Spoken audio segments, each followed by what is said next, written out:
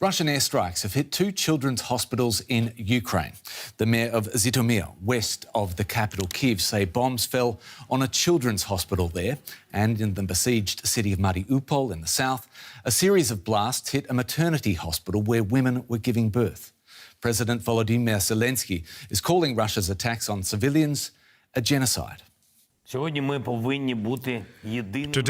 we must be united in condemning this war crime of Russia, which reflects all the evil that the occupiers have brought to our land, all of the destroyed cities and everything they've done. The bombing of a maternity hospital is conclusive evidence that what is happening is a genocide of Ukrainians. Well, Russia says reports it bombed that children's hospital in Mariupol are fake news, claiming Ukrainian troops had taken over the building. But Western allies say the Russian military is using weapons indiscriminately and warn the assault could turn even more brutal. Ukrainian officials say the bombing left patients, including children, buried in the rubble. A warning, this report contains some disturbing images. Another explosion rocks the besieged city of Mariupol. But the target was no military installation. A children's hospital, now in ruins after a direct hit from an apparent Russian airstrike. Ukrainian authorities report at least 17 injuries and fear many more may still be trapped inside. The World Health Organization has verified 18 attacks on health facilities and workers since the start of the invasion. In statements on Wednesday, it called on Russia to commit to a peaceful resolution and allow humanitarian aid to reach those in need. This violence is breaking, it's breaking bodies, it's breaking minds, and it's breaking souls, and it must stop. But it is not the doctors and the nurses, it is not the humanitarians that can stop this violence. Russia's invasion continues to meet heavy resistance. But military analysts warn that Russian forces are increasingly shelling civilian areas.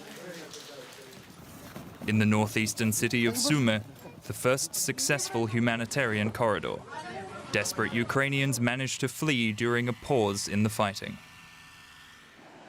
While further west, hundreds more flee the Kyiv city of Irpin, crossing a damaged bridge that Russian troops have repeatedly fired on as civilians tried to get across. But even as some managed to escape during the ceasefire, air raid sirens sound in Kyiv, warning people to stay indoors. Thousands face another long night sheltering in Kyiv's metro stations, finding what safety they can underground.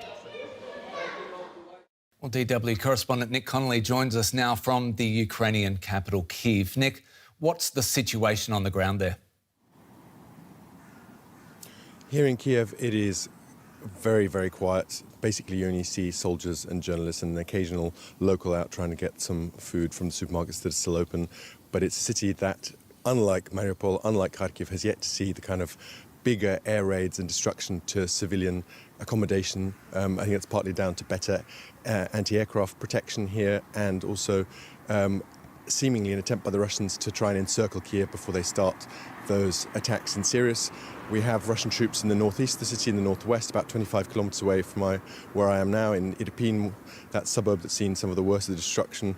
I think most viewers will have seen that destroyed bridge, people trying to get out, people dying, civilians dying, trying to get out with their families and whatever baggage they have on them. But it's a city that's basically expecting worse to come in the next few days.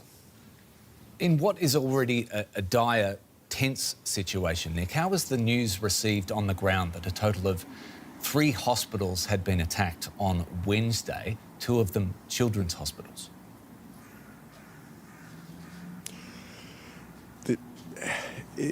Most people I've spoken to don't really have anything, don't find any words, because it is just so shocking. I think it is, clear to people now that this is all-out war. This is definitely not the special operation that Vladimir Putin is trying to call it. This is a war of the kind that Europe really hasn't seen probably since the Second World War, and people are expecting this to get a lot bloodier and a lot more dangerous for civilians in the days to come. We've had those failed attempts at civilian corridors to get people out of Mariupol.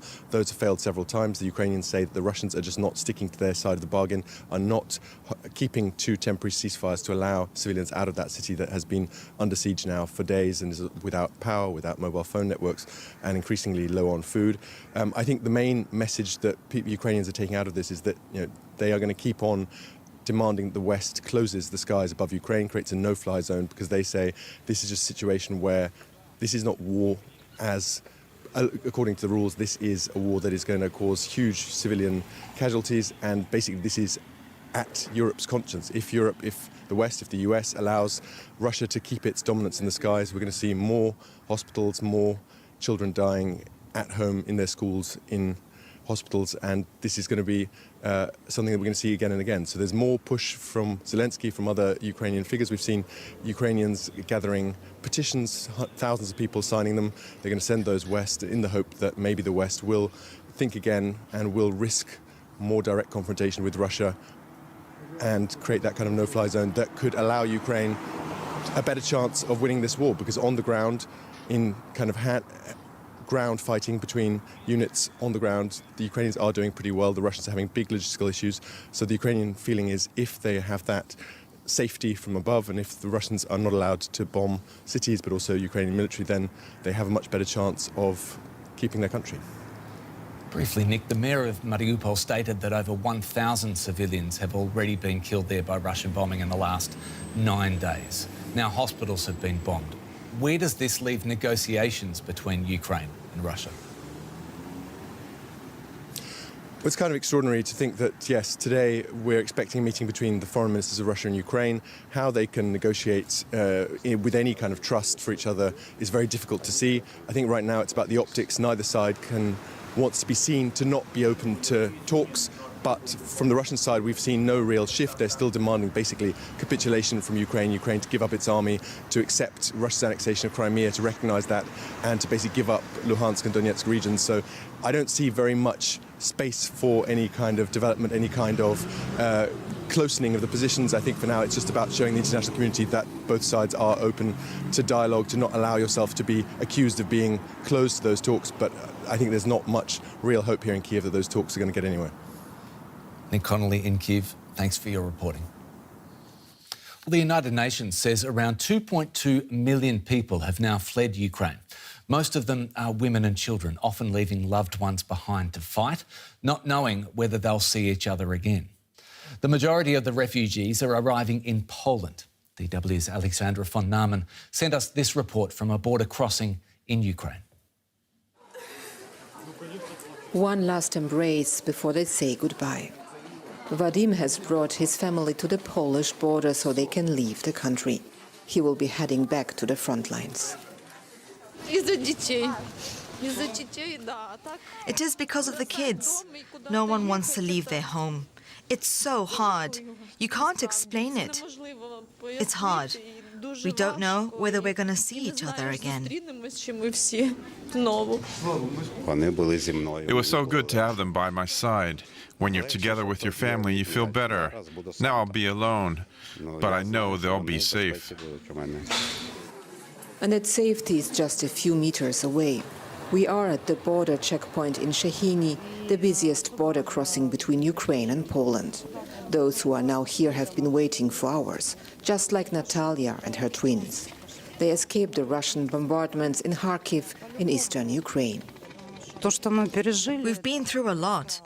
You're sitting in the hall or in the cellar with your children while they're bombing the city, and you don't know, will a bomb drop now and that's it? What did we do to deserve that? Natalia doesn't believe that the war will be over soon. Many Ukrainians seem to think the same, and so the lines at the border are not getting any shorter. People on the move, both inside and outside the country, in desperate need of protection and support. As Russia's war with Ukraine continues, an estimated 4 million people may flee the country, according to the United Nations. Hot tea and snacks for free, distributed by Ukrainian and international volunteers along the road to the border. This is where we meet Natalia from Kiev. She's traveling alone with her 3 children. The children are suffering the most because my husband had to stay in Kyiv. They cry. My oldest son keeps asking, will we never ever see Dad again? Then he starts crying again. The UN has called it the fastest growing refugee crisis in Europe since World War II. This is what it looks like in real life. Well, despite frequent shelling of populated areas by Russia, US military officials say there's been little change on the ground over the past 24 hours. But one area where Russian troops may be making progress is in the city of Mykolaiv, which has seen heavy fighting. Mykolaiv is key to Russia's bid to seize control of Ukraine's Black Sea coast. The city of almost 500,000 is located near the city of Odessa, which is Ukraine's main port. Mykolaiv has come under heavy bombardment from Russian artillery. Well, joining me from Mykolaiv in Ukraine is the regional governor, Vitaliy Kim. Thank you for speaking to us at this very difficult time. Let me begin by asking if the city of Mykolaiv is still under Ukrainian control. Yeah, the city of Mykolaiv is still under our control, and also we moved forward to the Kherson and Igirovka. And in terms of the basics, food, water, heating, what are conditions like for people in the city right now? About food, medicine and water, it's okay in the city, in the big cities, in our region. In small cities, not small cities, small villages, there are some problems, but we are making our logistics to provide them all they need. There is no catastrophe, but we need some storage because we have only one way of supply for now, one road for supply for now. And do you have a sense, do you have accurate updates? Where exactly are the Russian forces right now in relation to your city? Yes, I have all that data about this, but I won't tell you about it because they are moving, and this is secret information. I won't give you it. Understood. How likely is it that Russian forces will end up occupying the city as they have in Kherson? Do you still have hope that they can be stopped at this point? There is.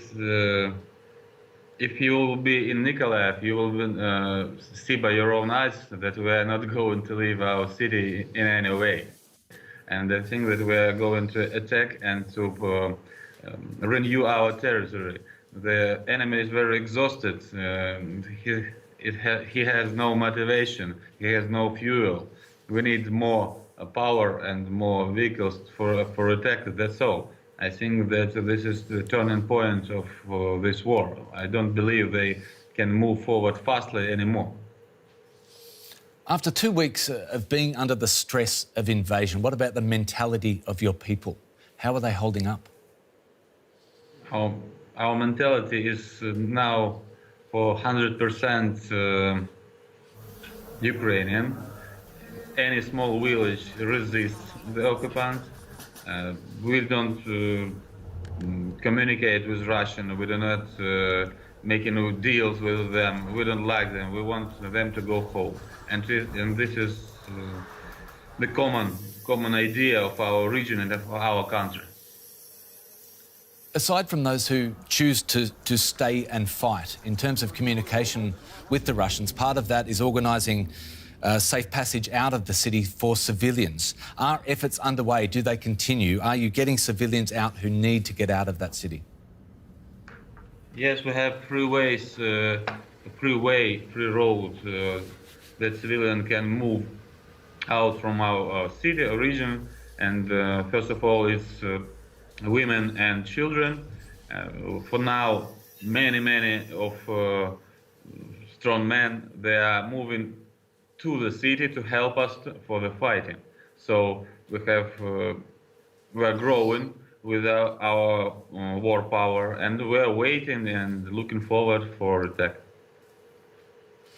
Vitaliy Kim, Governor of Ukraine's Mykolaiv region, thank you so much for taking the time. Thank you. Now here's a look at some of the other developments now in the conflict. And the US House of Representatives has approved a massive spending bill that includes $13.6 billion of aid to Ukraine and European allies. The funds will cover the costs of sending US troops and weapons to Eastern Europe, as well as care for refugees. US Vice President Kamala Harris is in Warsaw for talks with Polish leaders. Tensions are high after the United States rejected a proposal from Poland to transfer MiG-29 fighter jets to a US airbase and then deliver them onward to Ukraine. After concluding her visit to Poland, Harris will then head to Romania. Washington is warning of a potential chemical or biological weapons attack by Russia in Ukraine. It comes after Moscow accused the US of supporting a bioweapons program in Ukraine. The Biden administration believes the accusation could be an attempt by the Kremlin to justify such an attack. Well, many Western military analysts have expressed surprise at the apparent struggle Russian forces are having at pressing their invasion of Ukraine. Their progress on the ground has remained largely unchanged for days, and they still do not control the skies, despite an enormous advantage in troop numbers, ground force artillery and air power. Russian military planners have underestimated Ukraine's determination, apparently, to resist. Russian troops have also been slowed by reports of shortages of fuel and other supplies. Russia has one of the world's largest standing armies, but many of its conventional forces still use decades-old equipment and appear to suffer from poor maintenance. Given the harder-than-expected fight, it's possible that Russia has not committed enough resources to the invasion of Ukraine. Well, to help us better understand Russia's military situation, I'm joined now by Gustav Gressel. He's a security and strategy analyst from the European Council on Foreign Relations. Welcome to you. The Russian forces invading Ukraine seem to be struggling, at least in the north and the northeast of the country. 2 weeks in, what's your assessment? Well, the Russians have started this war on completely wrong assumptions. These were political assumptions, and they were basically determined by the Kremlin, and they were wrong. And that has of course, long-standing consequences on a lot of things. Logistics is one issue. They had, from the outstart of the war, not prepared for a big fighting war, and they don't have not only the logistics not in place, they don't have the logistical capabilities to quickly catch up with that in place. The second thing is that force generation. We heard the issue about conscripts being forced to sign contracts in order to move into war. Russia so far wants to wag the war with contract and professional soldiers only. That, of course, limits their overall force they can generate for this war.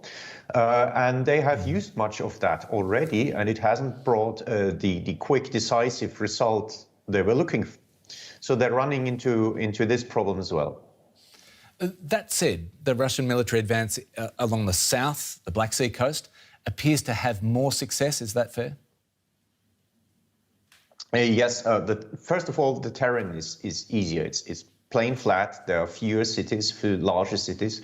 So it gives fewer hold-ons for the Ukrainians to really defend on. The river crossings, Mykolaiv is sort of a city that is sort of important also because of the bridges there, basically provide some ground where the Ukrainians can pin down Russian forces. Otherwise, Russians, because the country is so huge, it looks small on a map, but it's actually very, very large, bypass Ukrainian defenses and just sort of roam around in the vicinity.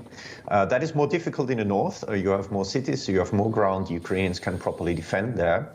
Hence, the Ukrainians were quicker containing Russian advances there. Also from Crimea, logistics seem to be a bit simpler than through Belarus and through other parts of Russia. The United States is now warning that Russia could resort to the use of chemical or biological weapons. Do you share that concern? Well, it's not unrealistic. I mean, the Russians have claimed that Ukrainians would build nuclear weapons before the war as a kind of excuse for launching this, one of the many strawmans. And they have claimed that sort of in the nuclear power plants they conquered, they found a US-sponsored Ukrainian nuclear weapons program, which is, of course, a complete lie, but they're putting this up. Biological or chemical weapons, they have come up with rhetoric accusing Ukraine of that now, and sort of all kind of Russian propaganda accusations have to be treated as a warning of what Russia might instigate as a pretext in the coming days. The war isn't running according to their course, and they have difficulties mobilizing their society for the cause of war. Despite the repression, despite of the censorship of media, it's not going that well. So, of course, dramatizing and making this kind of accusations might help them mobilizing society behind the war as it is so far. Just quickly, Gustav, is there any sign, zooming back out, that Russian forces will overcome these initial setbacks and intensify their invasion efforts? They will intensify their invasion efforts. They are regrouping, they're reorganizing now, they're resupplying with ammunition, and I fear that this is not sort of the end of the war yet. However, if they stay within the current margins of force generation, that is professional soldiers and contract soldiers, they do not have a lot of growth potential from now. If Ukrainians withstand the second wave of assault, and Putin does not have a bigger consent domestically to escalate the war, Russia will have to look for a way out. Gustav Pressel from the European Council on Foreign Relations, thanks so much. Thank you very much.